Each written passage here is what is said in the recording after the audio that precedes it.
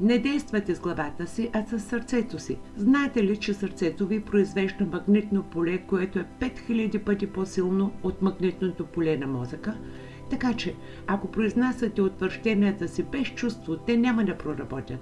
Те трябва да са пропити с повишени емоции, основани на сърцето. Емоции като благодарност, любов, радост, вълнение. Трябва да почувствате утвържденията си така, сякаш те вече са се появили в живота ви. Това ще накара магнитното поле на сърцето ви да достигне до квантовото поле и да привлече този квантов потенциал към вас. На утвърждението без чувство му липсва магнитно привличане, необходимо за привличане на преживяното към вас.